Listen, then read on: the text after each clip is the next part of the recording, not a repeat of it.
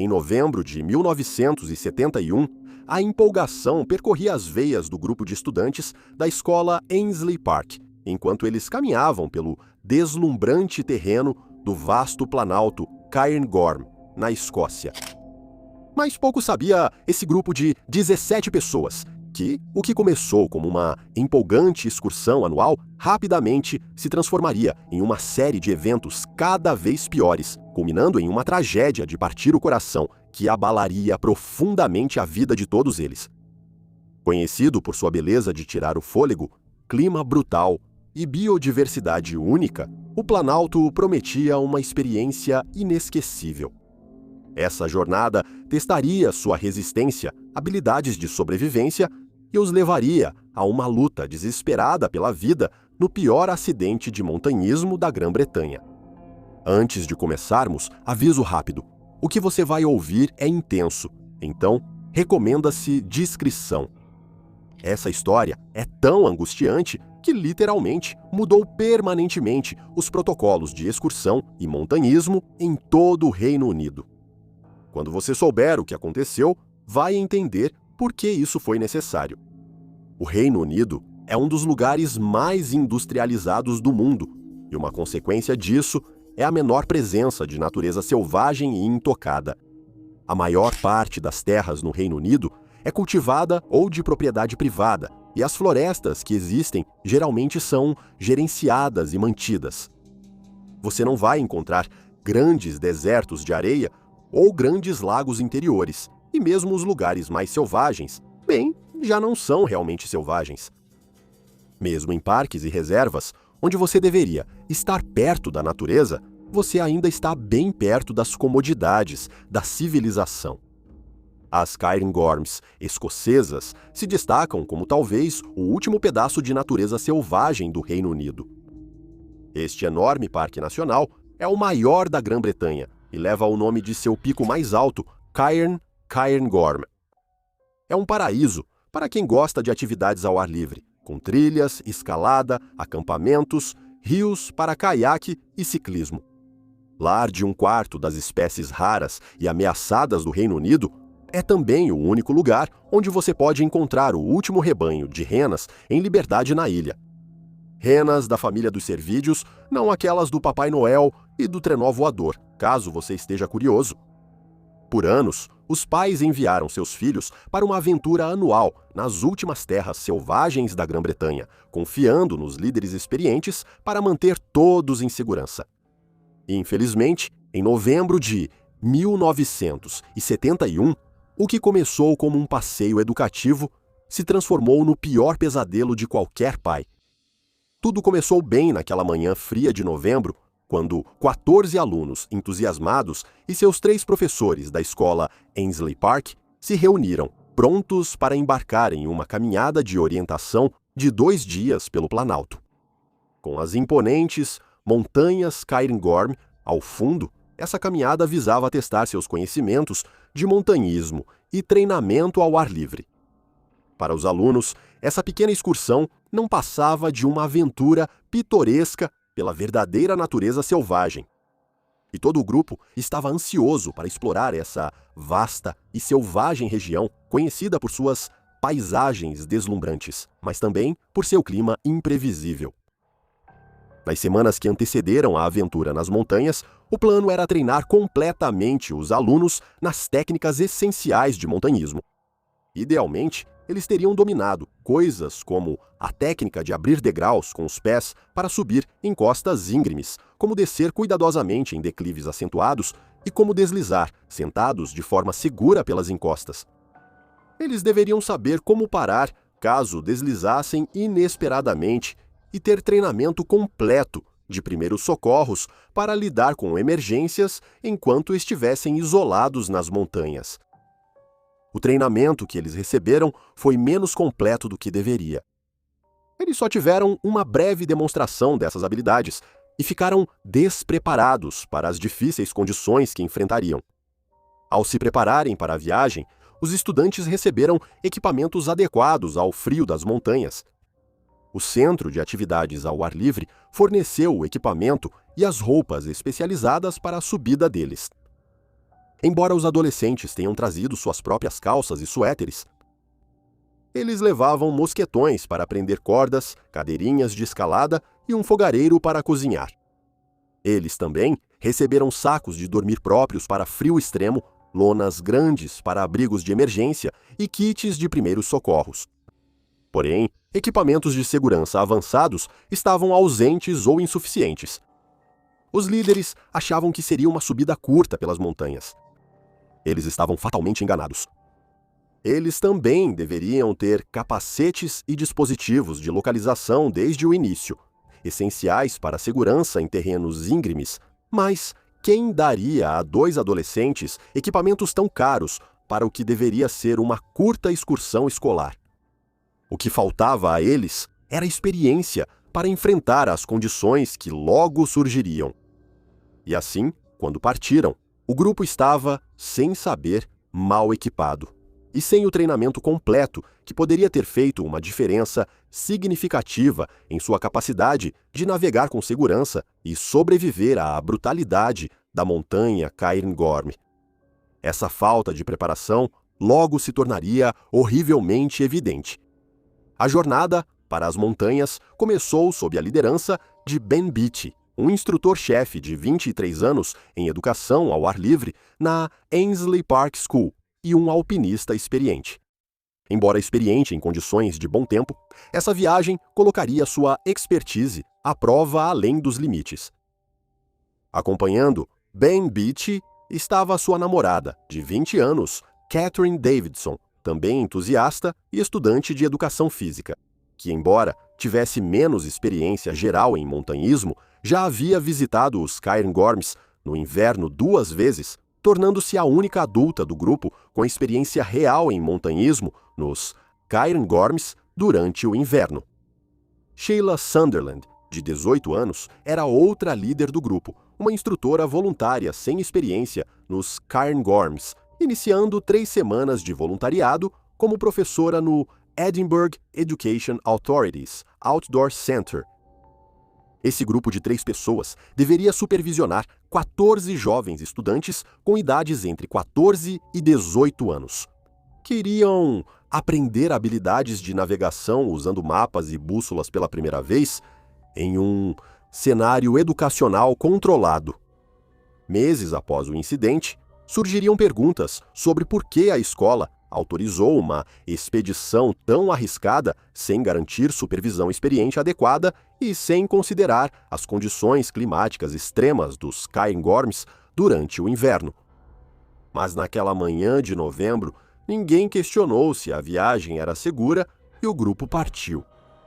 A imponência do terreno aqui impressiona. Esta cadeia de montanhas, a maior das ilhas britânicas, é um paraíso de alta altitude, chegando a mais de 1.200 metros em seus picos mais altos, como Ben Macdui. Uma característica única dessa cadeia de montanhas são seus topos planos, em forma de platô, bem diferentes dos picos afiados e irregulares comuns em outras regiões do mundo. Apesar de serem fáceis de escalar, o comprimento, a distância e a variação climática nos topos dos Cairngorms tornam essa cadeia uma das mais desafiadoras para alpinistas no Reino Unido. A neve pode cair o ano todo e manchas de neve permanecem durante todo o verão. Um dos maiores desafios nos Cairngorms é o clima, que pode ser extremamente imprevisível e mudar rapidamente, especialmente à medida que você sobe. A região do Planalto costuma enfrentar fortes nevascas, ventos intensos e quedas bruscas de temperatura, o que pode ser perigoso até para montanhistas experientes. Isso torna a navegação realmente desafiadora, já que a visibilidade pode diminuir drasticamente em questão de minutos. Em uma cadeia de montanhas tão grande, se perder é fácil, para alguns quase inevitável. Por causa disso, existem abrigos temporários instalados para proteger viajantes e caminhantes que se separam do grupo ou que ficam presos em uma tempestade nas montanhas. Essas cabanas simples, chamadas boaties, estão distribuídas pelas colinas da cadeia de montanhas. As boaties servem como pontos de encontro ou parada em trilhas de vários dias. Quanto mais alto você vai, mais importantes elas ficam. Como estruturas temporárias, elas não são nada sofisticadas, apenas alguns abrigos bem básicos feitos de chapas de metal, barro e pedra.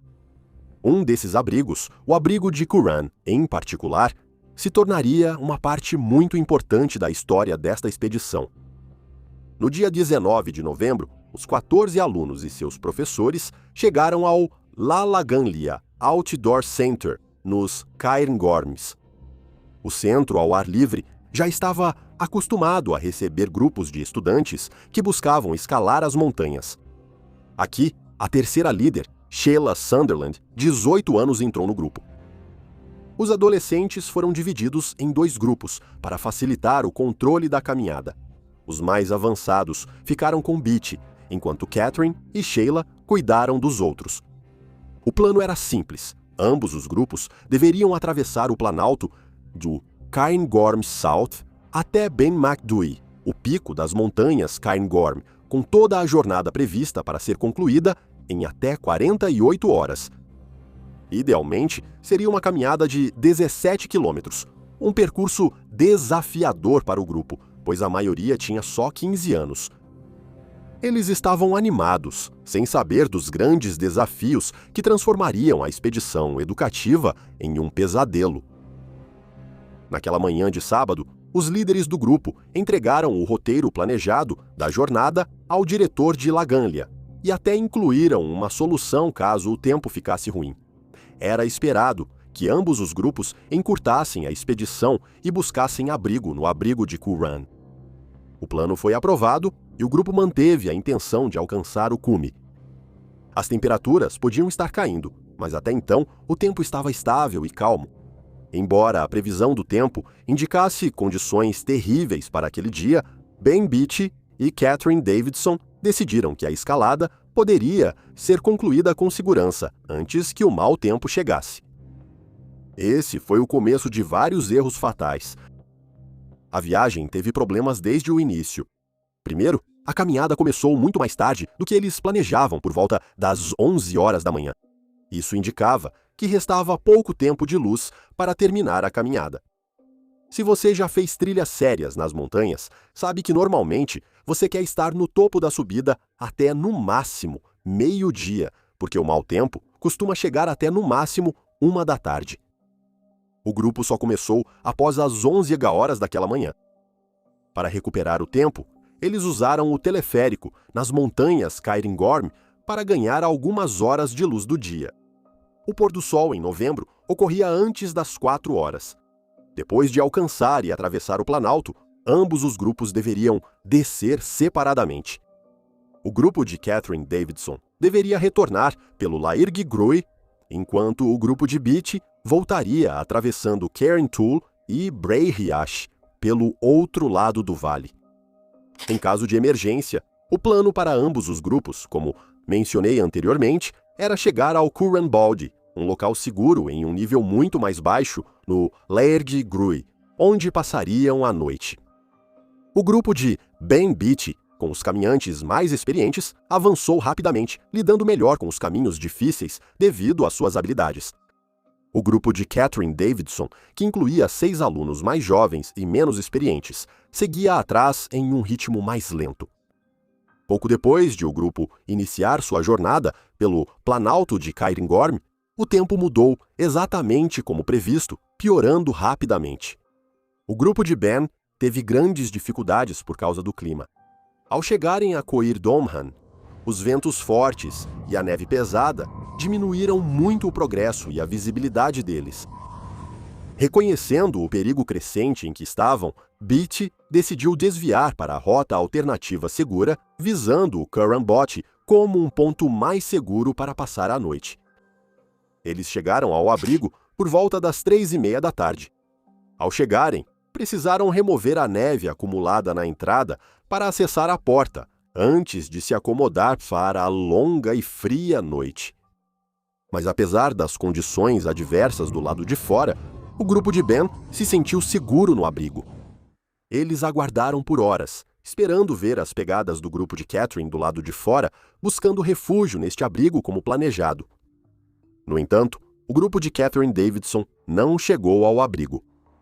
Beatty que tinha considerável experiência em escalada e montanhismo em vários terrenos acidentados, como a Irlanda, os Alpes e a costa oeste da Escócia.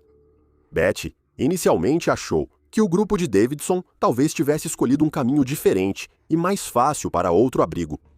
Esse erro sobre o paradeiro do grupo de Davidson foi mais um equívoco que resultaria em consequências fatais, pois o clima continuava piorando. Com o avançar da noite, as condições no acampamento improvisado de Betty pioraram muito. A neve se acumulou tanto na porta que, ao amanhecer, tiveram dificuldade até para abri-la. Com criatividade, o menor garoto do grupo foi ajudado a passar por uma porta semi-aberta para limpar a neve pelo lado de fora, permitindo a saída dos demais. Durante a provação, Beatty se preocupava com a segurança do grupo de Catherine Davidson, que ainda não chegara ao abrigo. Diante de uma decisão difícil, Beatty avaliou se buscava o grupo desaparecido ou levava seu grupo com urgência para um local mais seguro, descendo até Larrig-Larry-Gru.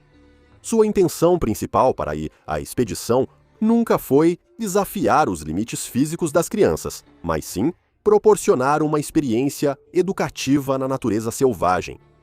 Essa reviravolta o obrigou a assumir um papel crucial, equilibrando a segurança do grupo com a responsabilidade pelos desaparecidos. Ao sair do abrigo após uma noite difícil, o grupo de Beatty lutou para descer do Planalto devido à neve profunda, enfrentando condições adversas que tornaram a descida bastante desafiadora. Houve muitas quedas e escorregões pelo caminho, e um dos garotos quase se machucou gravemente. Ao sair do Planalto e chegar à segurança do Larrig-Gru, Beatty conseguiu contatar o centro de atividades ao ar livre de Laganglia. Ele então descobriu que o grupo de Catherine Davidson ainda não havia voltado, o que aumentou sua preocupação. Ao anoitecer, por volta das 16h30 do segundo dia, o grupo de Beatty chegou ao abrigo Roti Murchus, ao pé da montanha, onde telefonou para Laganglia e coordenou o transporte. Às 17h30, encontraram o transporte e levaram os estudantes em segurança para Laganglia. Sem notícias do grupo de Davidson, Beatty seguiu até o centro de esqui, depois Glenmore Lodge e, por fim, uma delegacia de polícia no pé da encosta. Por volta das 7 da noite, com o grupo de Davidson ainda sumido, eles o declararam oficialmente desaparecido. Essa ação gerou resposta imediata. Equipes de resgate enfrentaram a nevasca e a escuridão, partindo para procurar o grupo desaparecido. Equipes adicionais de resgate em montanha de Cairngorm, Força Aérea Real, Kinloss, Braemar e Aberdeen também foram acionadas. Essas equipes se coordenaram e se prepararam no domingo à noite para iniciar as buscas antes do amanhecer de segunda, esperando encontrar os caminhantes desaparecidos nas condições difíceis. De volta à montanha, o grupo de Catherine Davidson estava em apuros e sabia disso. Após se separarem do grupo de Beatty, enfrentaram uma rota exigente. O plano estava claro, eles deveriam sair do estacionamento às 11 horas da manhã, subir ao cume de 4.000 pés, do Cairngorm em 1h30, seguir para Lachambuid em 2 horas, subir 500 pés até Ben Macdui em aproximadamente 1h15, descer até Taylorsburn em 1 hora e depois atravessar Larrig-GRU para chegar a Curran Body em mais meia hora. Toda a caminhada estava programada para durar cerca de 6h30, terminando idealmente em Curran Body por volta das 17h15. No entanto, à medida que avançavam mais adiante no percurso, as condições pioraram. Com o tempo piorando rapidamente até se tornar uma nevasca intensa, a caminhada ficou cada vez mais desafiadora. Os horários previstos começaram a não ser cumpridos à medida que eles enfrentavam atrasos inesperados, complicando sua navegação e progresso. Cada trecho da caminhada demorou mais que o previsto, reduzindo a margem de segurança contra o frio e a pouca luz, deixando-os em situação precária, longe do abrigo Currahn. Com só 4 horas de luz restantes, o grupo precisava andar 6 milhas em terreno difícil até o abrigo planejado. A jornada foi complicada por ventos fortes, um perigo comum em terrenos montanhosos que pode transformar até mesmo caminhadas simples em empreitadas perigosas. Neste fim de semana, em particular, a situação piorou, pois a neve estava excepcionalmente fofa, impedindo o grupo de cavar abrigos eficazes ou buracos para proteção. A combinação de neve fofa e vento cortante infiltrou-se em seus equipamentos e materiais de dormir, retirando suas propriedades isolantes e desencadeando um ciclo gelado de frio e umidade que era difícil de interromper.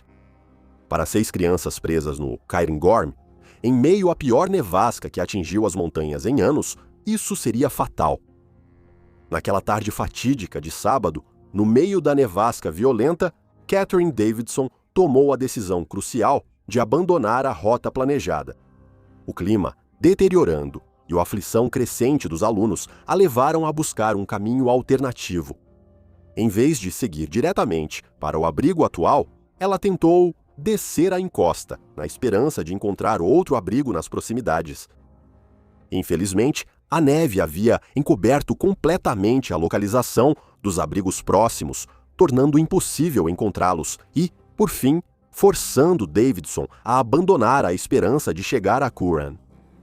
Sem outras opções, Davidson decidiu se preparar para um pernoite improvisado em uma área que, sem que ela soubesse, era propensa ao acúmulo intenso de neve. Essa decisão foi depois criticada por John Duff, líder da equipe de resgate de montanha de Braemar, que alertou que tentar um pernoite improvisado no inverno no planalto de Cairngorm era extremamente arriscado e só deveria ser considerado como último recurso.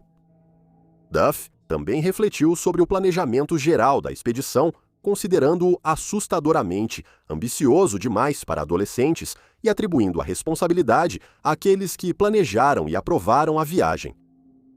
À noite, o grupo se reuniu em sacos de dormir e sacos de bivac, usando uma parede de neve para se proteger dos elementos. A princípio, conseguiram manter o ânimo. Porém, conforme a neve acumulava, o pânico aumentava pelo medo de serem enterrados vivos. Na manhã de domingo, a situação já era crítica. Um garoto foi ouvido gritando debaixo da neve e Sheila Sunderland estava quase inconsciente. Apesar da tentativa de Catherine Davidson e de um dos garotos de buscar ajuda, a neve intensa os forçou a voltar, deixando-os com pouca opção, além de esperar presos e cada vez mais desesperados. Durante todo o domingo, a nevasca continuou e, à noite, o grupo avistou de longe os sinalizadores da equipe de busca. Apesar de pedirem ajuda, suas vozes sumiam no vento uivante e seus sinalizadores de emergência estavam perdidos na neve. Aquela segunda noite nas montanhas foi especialmente angustiante, enquanto os adolescentes ficavam cada vez mais delirantes por causa do frio, com a situação deles piorando a cada hora. Na manhã de segunda-feira, a realidade se impôs. A maioria do grupo estava completamente ou parcialmente enterrada sob a neve, com alguns membros provavelmente já mortos. Catherine Davidson, levada ao seu limite absoluto e à beira do colapso, sabia que precisava fazer uma última tentativa para salvar a si mesma e aos outros. Enquanto isso, na base da montanha, Beatty e outro líder, Paisley, continuaram seus esforços para reunir informações no centro de esqui Glenmore Lodge e no AVI. A Delegacia de Polícia de Aviemore e as equipes de resgate de Cairngorm, Força Aérea Real Kinloss, Braemar e Aberdeen se prepararam para uma grande busca que começaria antes do amanhecer de segunda-feira. Buscas foram intensificadas durante a tempestade. Na segunda-feira, 22 de novembro de 1971, apesar do mau tempo, cerca de 50 homens, apoiados por helicópteros, vasculharam a área. A equipe de resgate de Braemar veio do sul até a cabana Currahn, mas a encontrou vazia. Mas um avanço significativo ocorreu por volta das 10h30 daquela manhã, quando um helicóptero da Força Aérea Real avistou Davidson, que rastejava desesperadamente de mãos e joelhos pelo Planalto. A visibilidade de sua jaqueta laranja brilhante contra a neve branca chamou a atenção do piloto. O helicóptero conseguiu se aproximar o bastante para 2 tripulantes desembarcarem e alcançarem Davidson. Ela não conseguia andar. As pernas dela ficaram travadas em uma posição ajoelhada e ela foi resgatada de helicóptero em uma operação precária, dificultada ainda mais pela neve cegante levantada pelo helicóptero. Davidson foi transportado de helicóptero e depois levado de ambulância para um hospital. Apesar de estar nos estágios avançados de hipotermia e confusão, ela forneceu pistas vitais sobre a localização do restante do grupo, dizendo apenas algumas palavras. Riacho Lochan, soterrados. As pistas levaram as equipes de busca ao local da tragédia.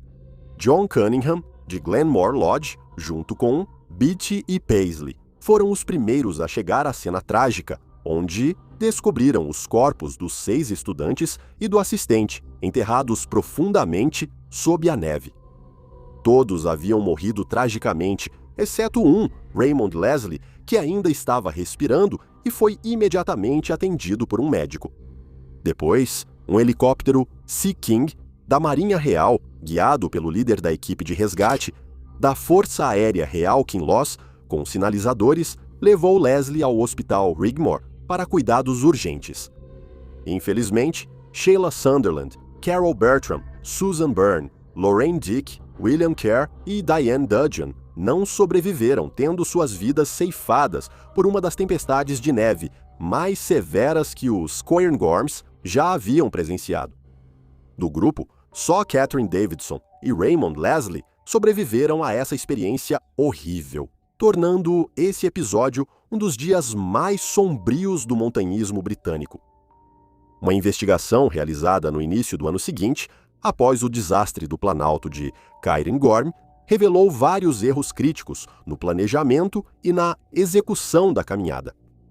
Foi determinado que a natureza desafiadora da caminhada não era adequada para crianças de idades tão jovens, especialmente considerando as condições climáticas adversas previstas para aquele dia. A investigação criticou o início tardio da caminhada e o uso do teleférico, que dificultou a avaliação prévia das condições da trilha para evitar riscos. As recomendações da investigação enfatizaram a necessidade de que os líderes de atividades ao ar livre sejam formalmente certificados, garantindo que possuam a experiência necessária para conduzir expedições desse tipo com segurança. Sugeriu também que as caminhadas fossem planejadas com cuidado, considerando idade e experiência, principalmente ao envolver crianças. Embora a investigação não tenha culpado nenhum indivíduo em particular, ela levantou questões sobre a eficácia de abrigos de emergência, como o Curran Bothy.